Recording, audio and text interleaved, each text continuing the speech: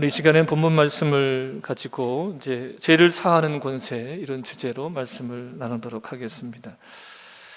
예수님께서 공생애를 시작하시면서 하신 첫 말씀이 하나님 나라가 가까이 왔으니 회개하고 복음을 믿으라 이렇게 말씀하셨습니다. 하나님 나라가 가까이 왔다는 것은 이제 하나님 나라가 시간적으로 공간적으로 가까이 와 있다는 뜻입니다. 하나님 나라가 지금 여기에서 내게 와 있어서 회개하고 복음을 믿으면 하나님 나라가 내 삶 속에 임한다는 거예요. 내 삶 속에 임한다. 우리가 하나님 나라를 예수님이 재림하실 때나 또 우리가 죽은 다음에 들어가는 것으로만 알기 때문에 시간적으로 멀게 느낍니다. 또 우리가 죽은 다음에 저 멀리에 있는 하나님 나라에 들어가는 것으로만 알기 때문에 공간적으로도 멀게 느낍니다. 그러나 예수님께서 말씀하셨죠. 하나님 나라가 가까이 왔다 말씀하시면 우리가 지금 여기서 회개하고 복음을 믿으면 하나님 나라를 누릴 수 있음을 말씀하시는 거죠. 하나님 나라는 또한 우리 눈에 보이도록 가시적으로 임합니다. 하나님 나라가 여기 있다 저기 있다 말고 우리 속에 있다고 말씀하시지만 하나님 나라가 우리 눈에 보이도록 가시적으로 임합니다. 회개는 하나님을 향해 살지 않던 삶을 돌이켜서 이제 하나님을 향하는 것이 회개입니다. 하나님을 향하는 것이 회개이고, 복음을 믿는 것은 하나님의 아들 예수 그리스도의 십자가와 부활을 나의 죽음과 나의 새롭게 지어짐으로 받아들이는 것이 믿음이에요. 회개하고 복음을 믿을 때 새로운 피조물이 되어지며 새 생명 가운데 행하게 됩니다. 하나님을 사랑하고 이웃을 내 몸같이 사랑하고 귀신이 쫓겨가고 질병에서 치유되고 죄의 종로로 타지 않고 하나님을 향해 살게 되어지고 높은 데가 아니라 낮은 데에 섬김을 받으려 하지 않고 섬기는 자가 되어지는 것. 여러분, 이것이 바로 우리 삶 속에 가시적으로 임한 하나님의 나라인 것이죠. 예수님에 의해 임하는 이 하나님의 나라는 부정한 사람이나 죄인들도 들어갈 수 있습니다.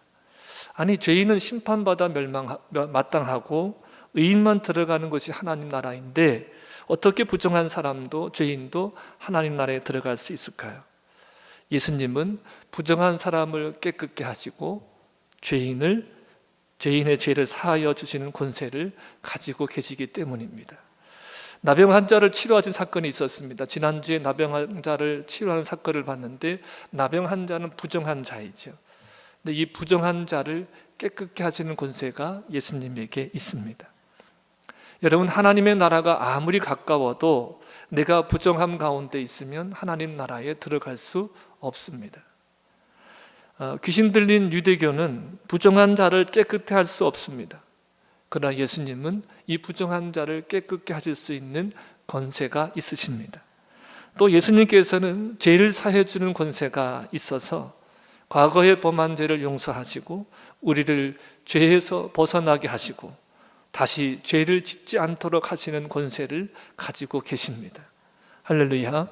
오늘 이 시간에는 죄를 사하는 권세를 가지신 예수님을 전하도록 하겠습니다. 그 예수님이 여러분에게 주인이 되시기를 축복합니다. 자, 귀신을 내쫓고 또 나병 환자를 또 치유하시고, 그래서 예수님이 하신 것이 뭐예요? 입단속을 시키셨습니다. 그런데도 이 소문은요 오히려 더 퍼져나갔습니다. 발 없는 말이 천리 간다고 더 빨리 퍼져나갔어요. 사람들이 예수님을 유대인의 메시아, 그러니까 유대인들이 원하고 바랬던 그 메시아로 오해했기 때문에 예수님은 입단속을 시킨 거예요. 나는 너희가 원하는 그 메시아가 아니다. 그래서 입단속을 시키셨고, 또 예수님이 또 많은 사람들이 예수님을 향해 몰려들었지만 그들을 피하여 가셨습니다. 그래서 조용한 곳에 가셔서 뭐 하셨어요? 기도하셨어요. 메시아에 대한, 그리스도에 대한 그릇된 인식에 대한 인식을 품고 있는 그들을 위해서 예수님이 기도하신 것이죠. 오늘 본문에도 보면 예수님이 한적한 곳으로 잠시 피해 계셨습니다. 그 후에 이제 며칠 뒤에 다시 예수님께서 가버나움으로 들어오셨는데 많은 사람들이 예수님을 기다리고 있다가 이제 예수님 곁으로 모여들었습니다. 여러분, 말씀드렸던 대로 군중들에게 하나님의 도를 가르치기에는 바닷가가 수월해요. 극장처럼 이렇게 극장처럼 되어 있는 지형을 이용해서 또 해풍을 받으면서, 그래서 사람들에게 말씀을 전하기에 유용한 자리가 바닷가인데, 지금 오늘은 예수님께서 웬일인지 그들을 바닷가로 데려가신 것이 아니라 지금 예수님이 누구의 집인지는 알 수 없지만 한 집에 들어가셨습니다. 그러자 예수님이 계신 집 주변에는 사람들이 구름대처럼 모여서 진을 쳤습니다. 왜 예수님께서 바닷가로 가지 않고 집으로 들어가셨을까? 예수님께서는 극적인 장면을 연출할 특별한 손님을 기다리고 계셨습니다. 드디어 그들이 왔습니다. 예수님이 기다리던 특별한 손님은 중풍병자와 그를 메고 온 네 사람입니다.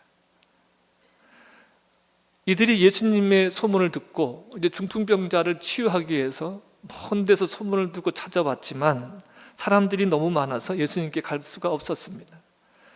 그런데 마냥 기다릴 수가 없어서 그들이 판단한 것은 뭐냐면, 이 환자를 메어 가지고 옥상으로 올라가서 이제 옥상의 지붕을 뜯어서 이제 달아 내리는 것이었습니다. 여기서 지붕이라고 할 때 우리가 생각하는 어떤 슬라브 지붕, 콘크리트로 된 그런 지붕이나 지금의 지붕이 아닙니다. 그 팔레스타인 사람들이 사는 그 지붕은 이게 흙으로 벽체를 만든 다음에 이제 어떤 나무 기둥으로 석가래를 이렇게 지르고 그 위에 이제 나무 가지들을 편 다음에 진흙 같은 것을 이제 펴 바르는 거예요. 그러니까 언제든지 수리를 해야 되는 그런 집이죠. 근데 이런 집을 뜯어내려고 하니까 얼마나 먼지가 많이 났겠습니까? 이런 집이라 그래도 수월한 건 아니죠.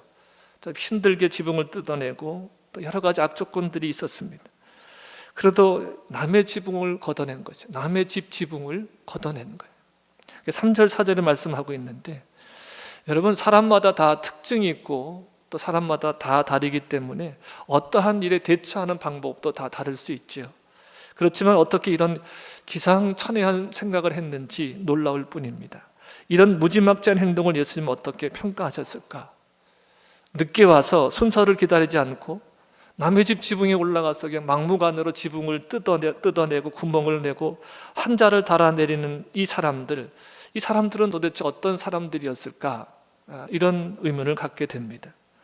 중풍병자를 어떻게 하든지 고쳐야겠다는 일념으로 침상을 들고 먼 길을 오는 수고를 맞지 않았던 사람들, 와서도 한가하게 차례를 기다리지 않고 마음의 여유가 없어 환자를 들고 지붕으로 올라가서 남의 집 지붕을 뜯는 사람들, 이들은 집주인의 반대를 개의치 않고 이 중풍병자를 고칠 수만 있다면 무슨 일이라도 할 사람들이었습니다.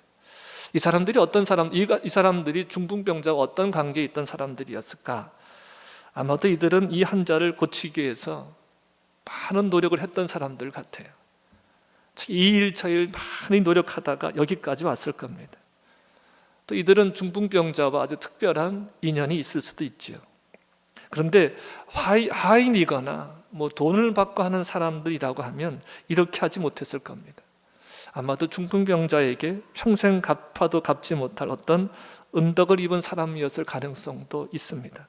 자, 제가 왜 어떤 근거로 이런 말씀을 하느냐 하면 5절 말씀이에요.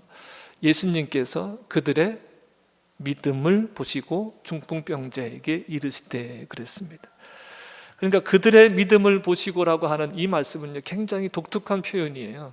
그냥 우리가 받아들이기는 그냥 받아들이지만 이 표현이 성경에서 등장하는 것은 굉장히 독특한 표현입니다. 예수님께서 환우들을 치유하실 때, 그때는 언제나 대부분 그 환자 자신의 믿음이나 그 환자 자신의 간절한 마음을 봤거든요. 근데 오늘 말씀에 보면 환자만이 아니라 환자를 메고 온 그들의 믿음을 보셨다, 이렇게 말씀하고 있어요. 그러니까 이들의 어떤 믿음을 본 것일까요? 그러니까 이들은 그냥 이렇게 생각할 수도 있잖아요. 지시를 따랐다. 근데 여러분, 지시를 따른 자들이 아니에요. 지시만을 따른 자들이 아니라 이들은 믿음이 있는 자들이다 그랬어요. 이들은 믿음이 있는 자들이에요. 예수님을 찾아온 병자들은 예수님께서 모든 병자를 치료하실 수 있다는 이 소문을 듣고 믿었기 때문에 왔어요. 기대를 가지고 왔죠. 그런 믿음이 없는 사람은 아무도 없었을 것입니다. 그런데 중풍병자를 데리고 온 이들에게도 믿음이 있었어요. 어떤 믿음으로 볼 수 있습니까? 왜 예수님께서는 이들이 이런 행동을 하도록 집에서 기다리셨을까? 왜 이들이 예수님에게는 특별한 손님이었을까? 예수님이 말씀하시는, 예수님이 인정하시는 믿음이 있는데 이들은 어떤 믿음이었을까? 이들에게는 간절한 마음이 있었고, 안타까운 마음이 있었고, 견딜 수 없는 마음이 있었고, 포기할 수 없는 마음이 있었어요. 예수님께서는요, 이런 마음을 보시는 거예요. 하나님께서는 하나님 나라에 대해서 이런 마음을 가지고 있는 사람들을 찾고 계셔요. 하나님 나라에 대해서 간절한 마음, 안타까운 마음, 견딜 수 없는 마음, 포기하지 않는 마음을 가진 자들을 찾고 계십니다. 모여있던 수많은 사람들의 관심이 이 극적인 장면 앞에서 예수님이 어떤 말씀을 하실까에 지금 관심이 집중됐어요. 이들에게 예수님이 어떤 말씀을 하실까? 근데 예수님이 전혀 의외의 말씀을 하십니다. 5절 말씀이에요. 중풍병자에게 이르시되 작은 자야 내 죄사함을 받았느니라 하시니 그랬습니다. 예수님이 이들을 모시고서 그 중풍병자에게 말씀하세요. 소자, 이 작은 자야 내 죄를 사함 받았느니라. 내 죄가 사함 받았느니라. 지금 누구도 예상하지 못한 이 말씀을 왜 누구에게 하셨을까? 여러분 1차적으로는 지금 누구에게 말씀하고 계세요? 중풍병자에게 말씀하시잖아요. 그런데 1차적으로는 중풍병자에게 말씀하시지만 예수님은 지금 누구 들으라고 말씀을 하고 계세요. 누구 들으라고. 예수님이 방에 계시자 서로 예수님 주변에 앉으려고 아우성을 텄겠죠. 어떤 사람들이 예수님 가까이 앉았을까요? 이런 질서를 유지하는 사람, 통제했던 사람들은 당연히 제자들이겠죠. 예수님이 앉아 계시면 제자들이 앉아서 뭐 이렇게 앉아라, 저기 앉아라, 저기 앉아라 이렇게 통제했을 겁니다. 제자들은 누구를 예수님 주변에 앉혔을까요? 누가복음 5장 17절이에요. 한번 보실까요? 말씀을. 누가복음 5장 17절에 하루는 가르치실 때에 갈릴리의 각 마을과 유대와 예루살렘에서 온 바리새인과 율법 교사들이 앉았는데 병을 고치는 주의 능력이 예수와 함께 하더라. 아멘. 지금 누가 앉아 있어요? 갈릴리의 각 마을과 유대와 예루살렘에서 온 바리새인과 율법 교사들이 앉았다 그랬어요. 지금 예수님 주변에는 이 사람들이 가까이 앉아 있는 거예요. 예수님에 관한 소문을 들은 이 예루살렘의 랍비들은 대표자들을 보내서 확인하게 했으며 갈릴리에 서기관들이 이들을 안내하고 와서 예수님이 유대인의 메시아가 맞는지 확인하기 위해서 예수님의 말, 예수님의 일거수일투족을 늘 예의주시했습니다. 우리가 이런 거 있잖아요. 대통령이 오면 대통령이 강원 이 특별자치도에 누가 수행해요? 대부분 도지사가 따라오잖아요. 그런 것처럼 지금 예루살렘에서 중앙에서 율법 교사들이 내려오니까 지금 이제 이 갈릴리에 있는 율법 교사들이 이제 그들을 대동하고 온 거죠. 이런 사실을 잘 아시는 예수님께서 이들을 염두에 두고 지금 중풍병자를 향해서 내 죄가 사함 받았느니라 이렇게 말씀을 하시는 거예요. 왜 예수님께서 이렇게 말씀하셨을까? 서기관들이 가지고 있는 중풍병자에 대한 마음을 너무나 잘 알고 계시기 때문에 이 말씀을 하시는 거예요. 이들은 중풍병자를 보면서 이렇게 생각했습니다. 아이고, 무슨 죄를 졌길래 저 병에 걸렸나? 무슨 죄를 졌길래 저 병에 걸려서 저렇게 고생하나? 이런 마음을 가지고 있었습니다. 왜냐하면 서기관들의 역할은 뭐냐면 어떤 사람들이 병에 들고 또 재앙을 당했을 때 왜 그런 징계를 받았는가 구체적으로 지적해 주는 역할을 했어요. 이 일을 했던 사람들이 서기관들이에요. 그러니까 사람들이 병에 걸려오면 다 뭐라고 말하는 겁니까? 네 죄 때문이다. 어떤 재앙을 당하면 너 죄 때문이다. 이것이 결론이었어요. 본문에서 예수님께서 중풍병자를 데리고 온 그들의 믿음을 보셨다고 기록한 것은 바리새인들이 이런 정죄하는 마음과 대비시키기 위해서 지금 이렇게 말씀하시는 거예요. 지금 중풍병자가 있습니다. 그런데 이들을 대하는 두 마음이 있어요. 중풍병자와 그를 메워온 사람들의 마음은 어떤 마음입니까? 간절한 마음이 있고 안타까운 마음이 있고 견딜 수 없는 마음이 있고 또 어떤 마음이 있어요? 포기하는 마음이 있어요. 근데 또 다른 마음은 뭐예요? 서기관들이 가지고 있는 마음이 뭡니까? 도대체 이 사람이 지은 죄는 뭐냐? 무슨 큰 죄를 지어서 이런 재앙을 당하냐? 이런 질병에 걸렸느냐? 이 마음이 함께 있는 거예요. 그래서 예수님께서 이 두 마음을 서로 극적으로 만나게 하시기 위해서 이런 특별한 자리를 기다리셨습니다. 그리고 말씀하시는 게 뭐예요? 내 죄를 사함 받았느니라. 내 죄가 사함 받았느니라 이렇게 말씀을 하셔요. 그러자 예상대로 서기관들이 수군거립니다. 이건 신성모독이다. 하나님만이 죄를 사할 수 있었는데 자기가 뭐라고 죄를 사한다고 말하느냐. 이건 신성모독이라고 하면서 수군거리기 시작했습니다. 그게 6절 7절 말씀인데 예수님을 지켜보던 예루살렘을 대표해서 온 서기관들은 죄사함의 권세가 인자에게 있다는 말에 그들은 아마 얼굴이 하얘졌을 거예요. 도무지 이해할 수도 없고 예상치도 못한 말에 아마 그들은 아연실색했을 것입니다. 이런 그들을 향해서 예수님께서 더 충격적인 말씀을 하셔요. 10절부터 12절 말씀을 함께 좀 읽어볼까요? 10절부터 12절 말씀. 그러나 인자가 땅에서 죄를 사하는 권세가 있는 줄을 너희로 알게 하려 하노라 하시고 중풍병자에게 말씀하시되 내가 내게 이르노니 일어나 내 상을 가지고 집으로 가라 하시니 그가 일어나 곧 상을 가지고 모든 사람 앞에서 나가거늘 그들이 다 놀라 하나님께 영광을 돌리며 이르되 우리가 이런 일은 도무지 보지 못하였다 하더라. 아멘. 여러분 지금 예수님이 무엇을 선포하셨어요?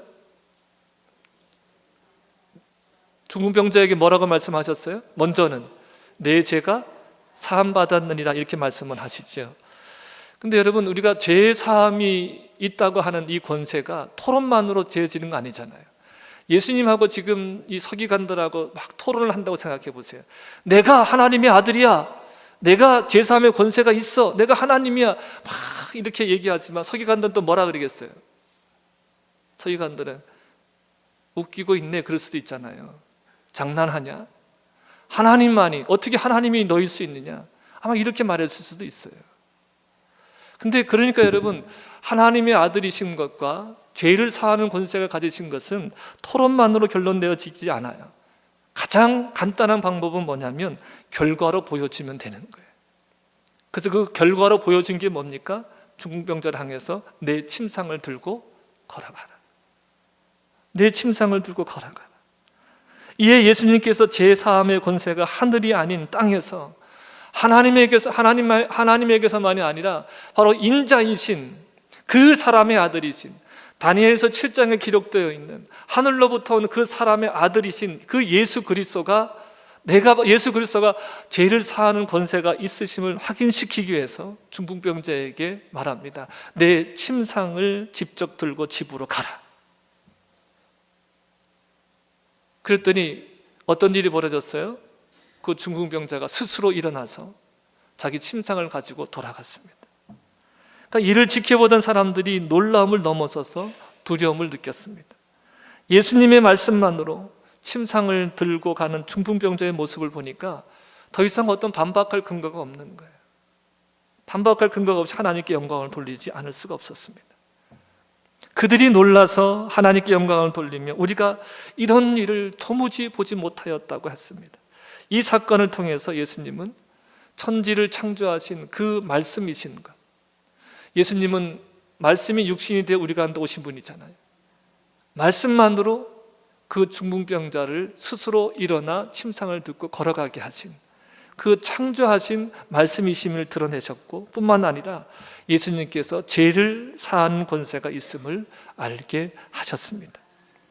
여러분 이 세상의 모든 악과 고난은 죄로 인한 것입니다. 죄의 삭시 뭐예요? 사망이에요. 여러분, 죽음이라고 하는, 사망이라고 하는 이 모든 것들이, 사망이라고 하는 것에, 우리가 감기 걸리면 증상이 뭐가 있어요? 질문이 어려워요. 자, 감기 걸리면 특별한 증상이 뭐예요? 기침하고, 열나고, 콧물 나고. 그러니까 여러분 보세요. 우리가 기침하면 뭐라 그러죠?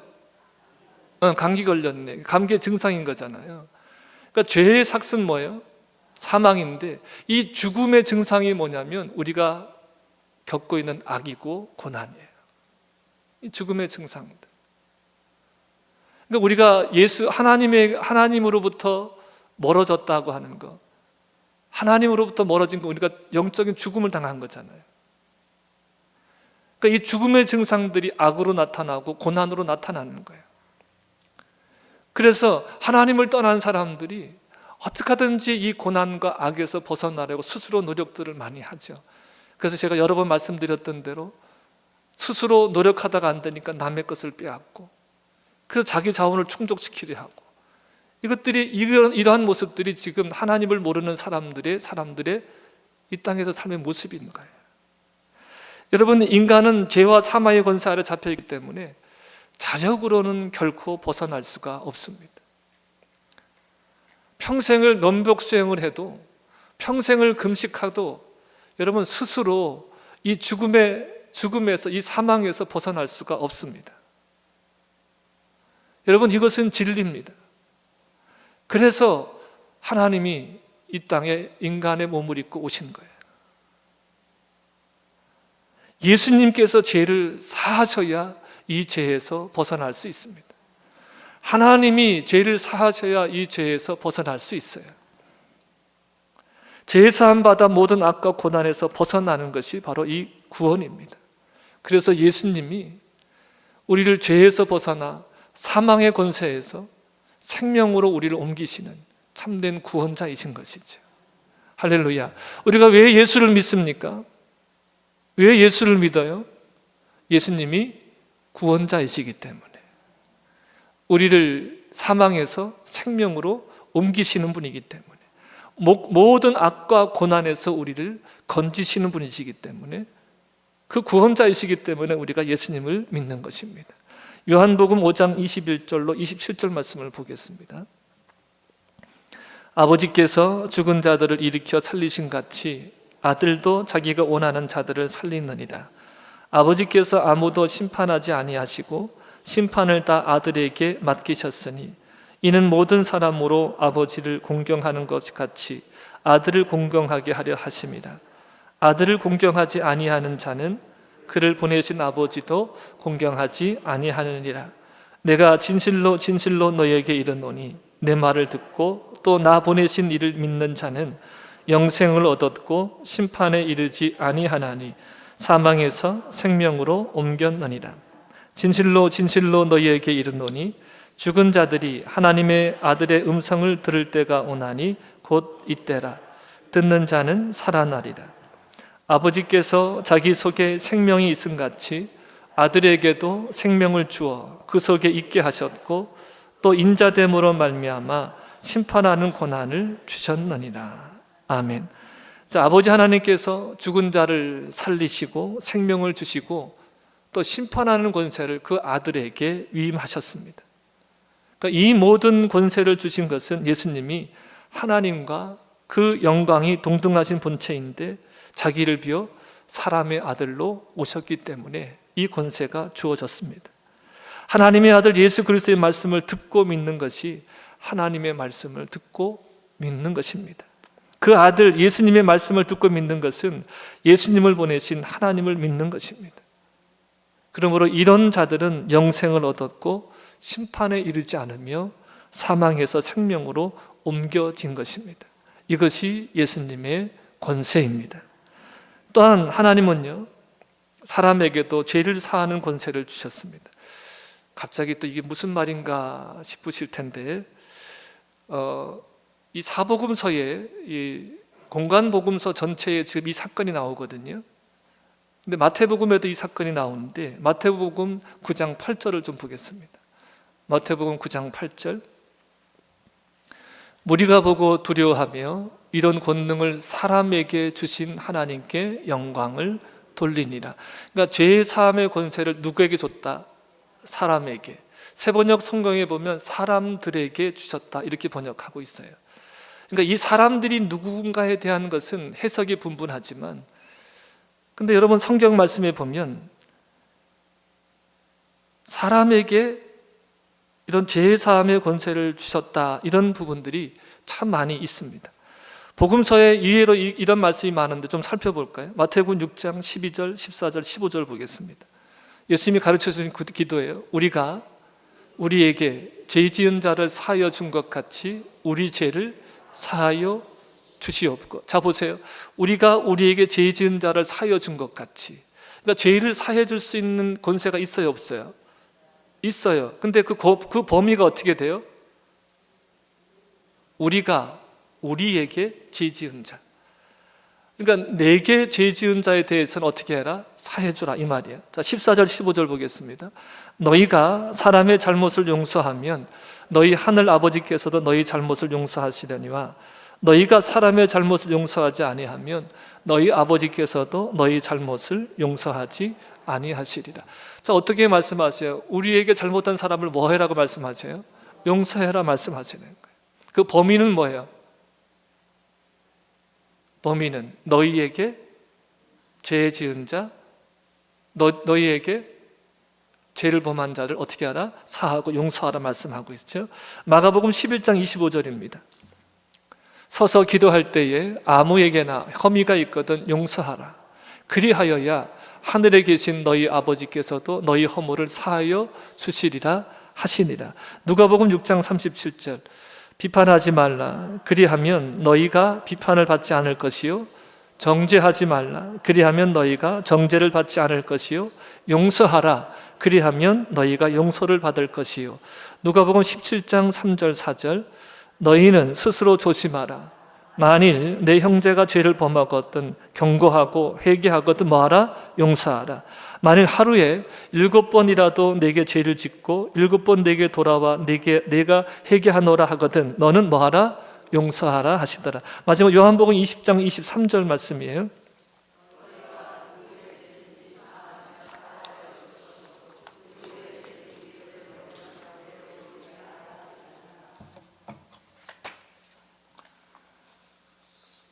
자, 여러분 이 말씀을 하신 의미가 어디 있을까요?